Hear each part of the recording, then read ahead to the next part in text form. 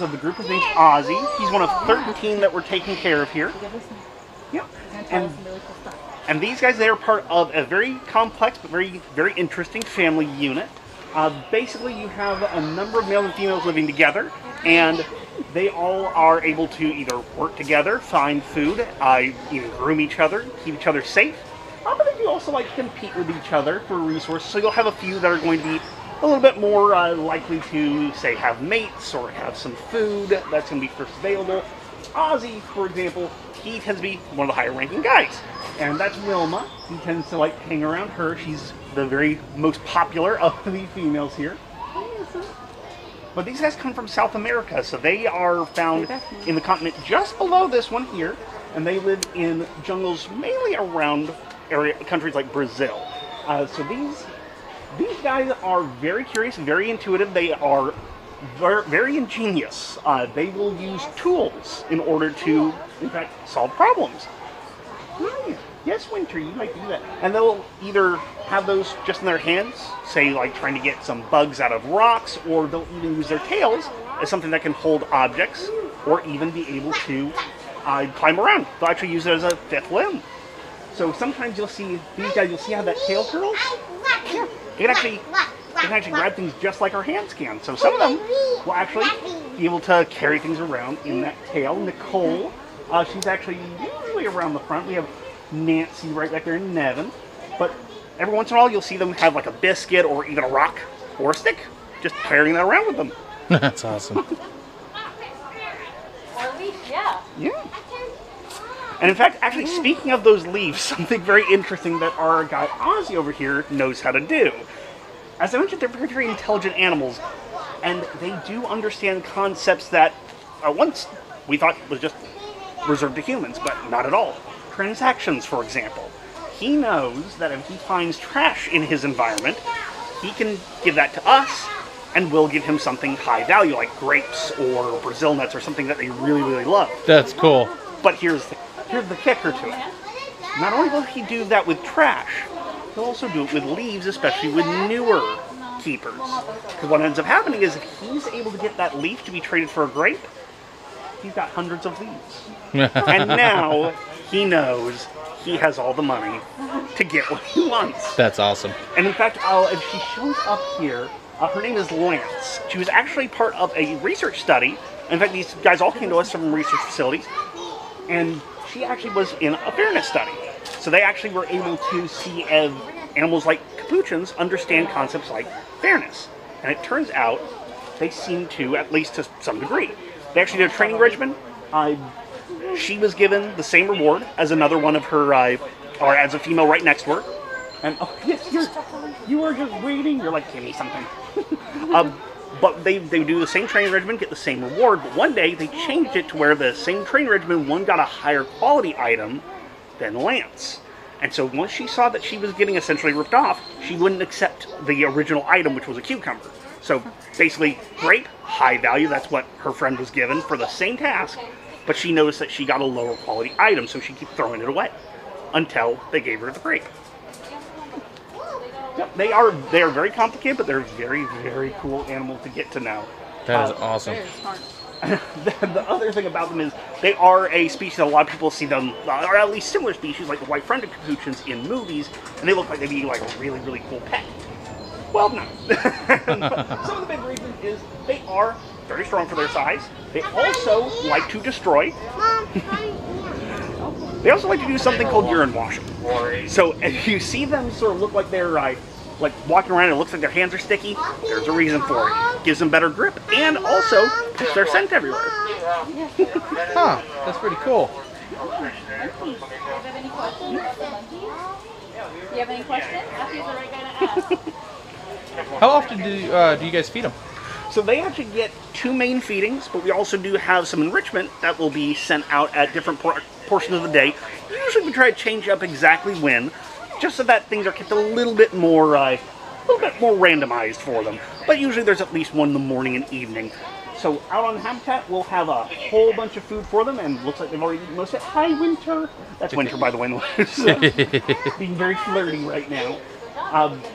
But in the afternoon, we also have their bedrooms in here, which we have one group out here, but they actually split into 2 smaller groups. The reason is because there is, as I mentioned, a very complex system for their hierarchy. There is a higher tier and somewhat of a lower tier. So we have 4 of them that like to stay together. They feel a lot safer together, and they don't have to have some of like the ones like this big guy Wiley maybe outcompeting them for some of the food that they really definitely need. But on Habitat here, there's enough space, of course, for them to get a little bit further away. Wiley is, by the way, our largest guy in the group. Oh, he's a big dude.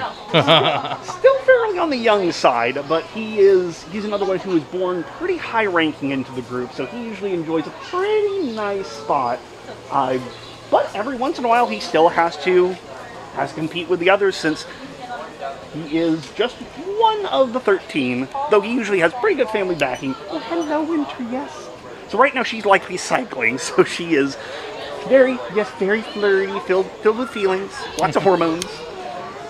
But a very normal part of every month they go through their cycling, and of course they usually tend to have some behavioral differences. Yes, Winter, hello. How old do they, or how long do they live? In the wild, you'd probably find one in their late 20s to be on the pretty older side, even into their early 30s. It's actually possible for them to live over 40 years old. Oh, wow. Ozzy over here is actually 33. His dad, Ike, lived to be about 42, I believe, when he finally passed away. In the wild, again, they would probably not live quite that long, because as you get a little bit slower, you probably might have more predators, diseases, more susceptible. Here, of course, we have vet staff all around, or all year, all around, right. And so they're able to get immediate medical care whenever they need. That is awesome. Do they have a problem getting around with that there too? As it turns out, they still get around pretty well, because you probably noticed our boy Lucas up there. Yeah. So, yes, he's not going to be able to use that as a 5th limb. Turns out he is able to compensate. Again, he's not going to be able to have quite the dexterity as some of the others that are using that tail to, say, like, climb upside down, but he absolutely can do it. As it turns out, he's pretty much moving around the way that older old monkeys would, and even some South American primates. So it's actually just the ones in Central and South America that have been known to have truly prehensile tails. In Africa and Asia, not so much.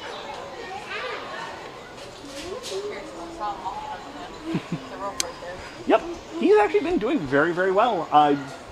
He is on the lower end of the spectrum, not likely due to his tail, though, mostly just where he fits into the family.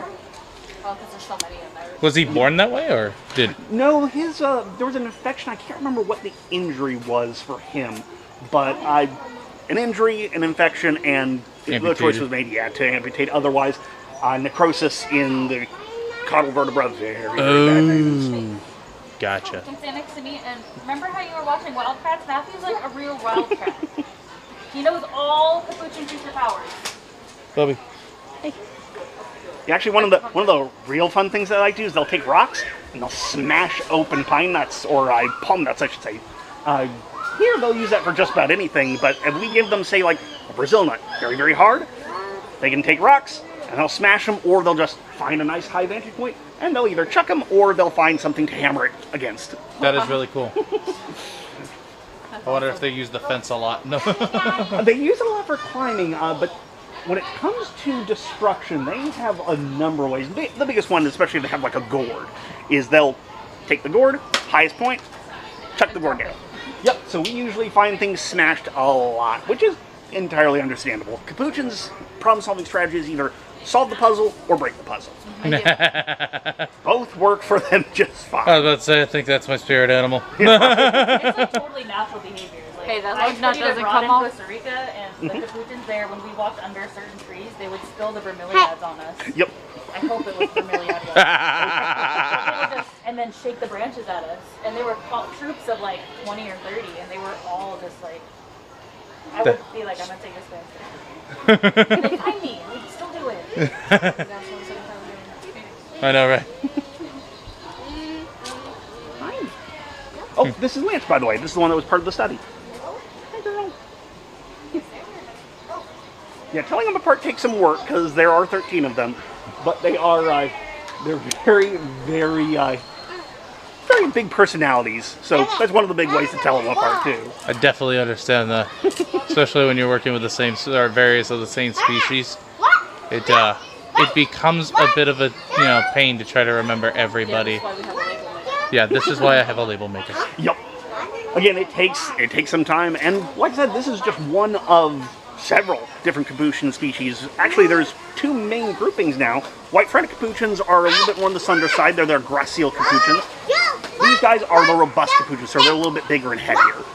But again, you'll still find these guys mainly around Central and South America. You can't fly, Bubby. He's trying to fly. No. I was about to say, the capuchins, that if they can reach any of those plants out there, they will. It's actually really something you always have to watch for, depending on what the plant is, because they will absolutely, if it's something new, something interesting, they have no problem just being able to reach out, grab it, break it, and then they can use it for whatever they want. That is awesome. How often do they have babies? So usually they'll have, things are going well, they might have offspring maybe once every couple years or so, but normally it'll be just one offspring born to a female at a time. But if it's a normal year, they'll cycle every month, and for them, there really isn't a set breeding season, which makes a bit of sense since it is going to be an animal closer to the equator. Usually conditions are pretty similar, but depending on the abundance of food, that might determine if there's going to be, say, more offspring in the group, or or if they have more than one offspring at a time, which is very, very rare. That one keeps pushing leaves out. Like I said, especially if that's Ozzy doing it, then it makes sense. He views those leaves as trash, and again, if he can get a grate for those, he is in a great place. I want to play with that too. Nah. Fine, that is small. They're making their own fans. Yep. This is really cool. Even though they're still fighting about being told. This is Nevin, by the way, right here, who's been watching us. He's an interesting one. He'll usually be kind of what I call a satellite male, or he's still part of the group, but he kind of tends to do his own thing until he finds an opportunity. Oh, hi, Nevin. Oh, yep. By the way, you see what he's doing right there? Yep. That is another version of urine washing. So that gets his scent all over him, on his hands and feet. That gives him actually really good grip, and also essentially stamps his scent everywhere he goes. That's cool. Like I said, I've had a number of people. It's like, oh, I'd love to have one in my house. Like, no, that is your house. So that like the holes that are kind of have like those little circles in them. Did they bend those, or is that where you guys reward? These ones right here? Yeah, like the little circle parts. As a matter of fact, I can show you exactly what we can do with those. Remember how I said they can use tools? Yeah. Well, I have something spare. Oh, cool.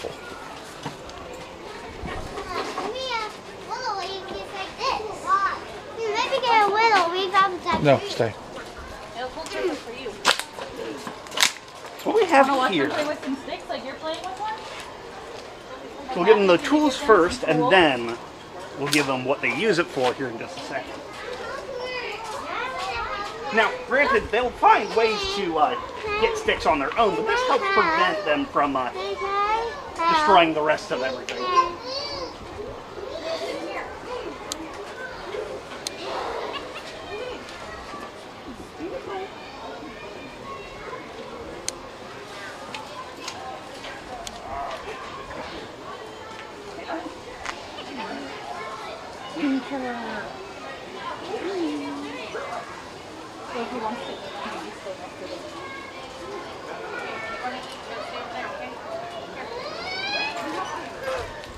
Oh, I'm sorry. Oh, no problem. He's like, wait, where's my stick? For a while, they would usually find like tree hollows or something under rocks, and they could use sticks to try and get insects, or even if, say, like there's some fruit that they wanted to either get, say, juices from or sap from flowers, they might do something like this.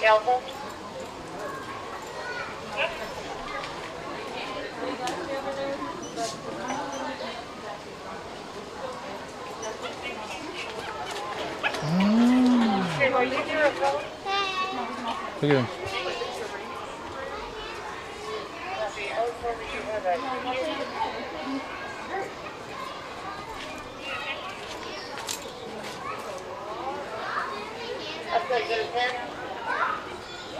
what we call these are dipping stations. Another type of enrichment for them, and like I said, out in the wild they could use sticks to usually get, say, insects or grub or nectar. He'll take that stick and try to get as much of the stuff that's in there as possible. And then he licks it off. That is awesome. And Oh yeah, there he goes. Wow.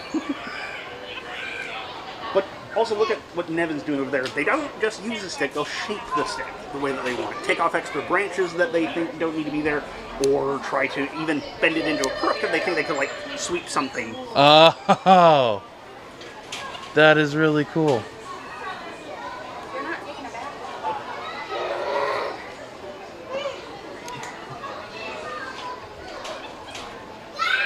That is really interesting.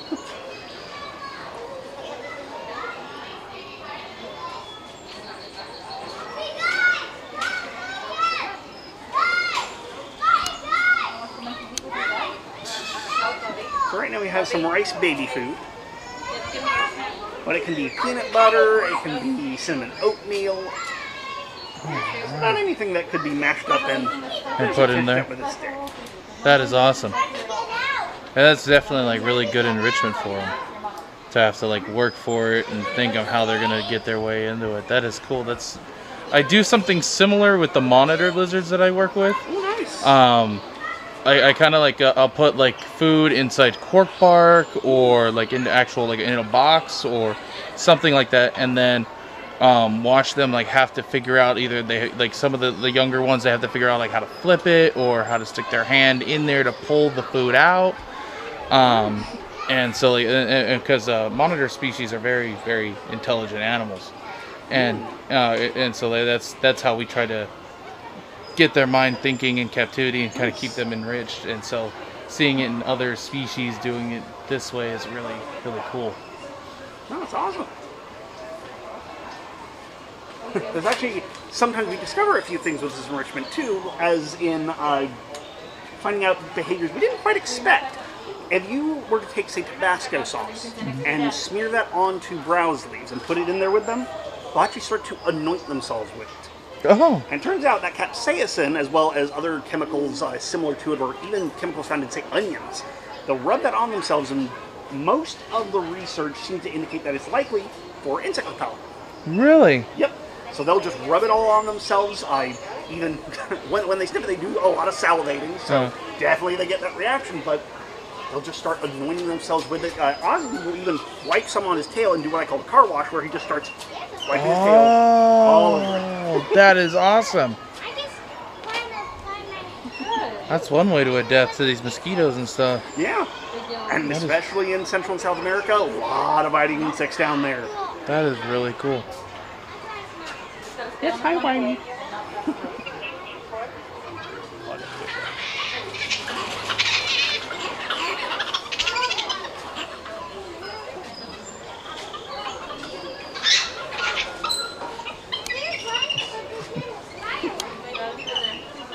Looks like Nevin did something to make Wilma unhappy.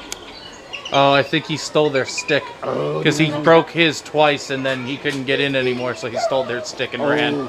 Bad idea. Do not want to steal from Wilma. Like I said, Wilma is about the highest ranking female in there. Yeah, and he straight snatched the stick and ran. I got that on camera. But you also might have noticed Oz was right there with them, or with her. So yeah, that whole family backing, you can be the biggest one there, but if you don't have the same backing, the same family ranking, you are not going to be able to be as bold as you might otherwise be. Right. And Ozzy pays very close attention to Wilma.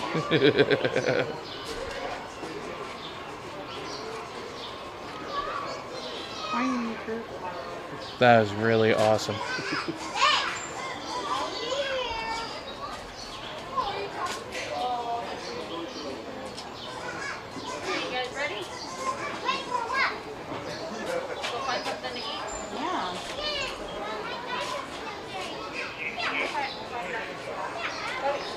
Well, thank you for talking with us. That was awesome. I actually learned a lot today from these and this experience, that was really cool. I didn't know a lot about monkeys, so like that was really cool, and to see them are like really good ones to like open the door to like primate coolness. right. Yeah, 'cause there's a lot of information about them, and so they're like a frequent favorite, and then you kind of grow from there. You can learn so much. Like I have a friend that has like a lemur and stuff, and he's grandfathered in from back in like 2010 area, and so he's had that for forever. And I mean, it's really cool seeing how they interact and how each one has their individual personality, Oh, yeah. each way of thinking, and I just think it's really cool and how intuitive they are. Oh yeah. That is just really awesome. Oh, and there come plants. He got his own stick. He's coming back. He's keeping his eye as he's like, oh no. Yeah, she and Winter are two females that when they're cycling, they're also very, very popular with the males, particularly Wiley and Ozzy.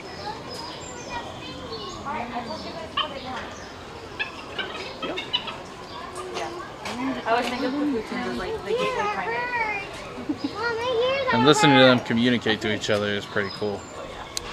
Yeah, a lot of the time, the noise that they make is very different from what people assume for monkeys. You don't really get the sort of like ooh, ah kind of noise. You will get that sort of ooh, ooh, ooh, sort of soft hooing. Yeah.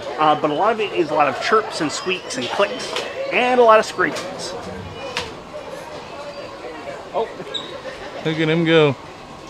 the one that's doing the swing, that is Nadia. Why she does it, we honestly aren't sure, but it's a Nadia thing, and she seems to enjoy doing it. That's awesome. I was actually about to ask. I was like, is there like a particular reason they do that, or? In this case, we're not sure, because the only one that we've ever seen do it is her. Again, it could be as simple as she just thinks it's fun. Well, thank you for taking the time to talk with us and No problem. hang out. It was great meeting you, and hopefully we will be posting on the YouTube and stuff, and I hope our viewers actually learn a lot from this as well. Sure. Because this is definitely a really cool experience and something that's really cool to see like up close and personal. That's awesome. Well, thank you again. Thank you.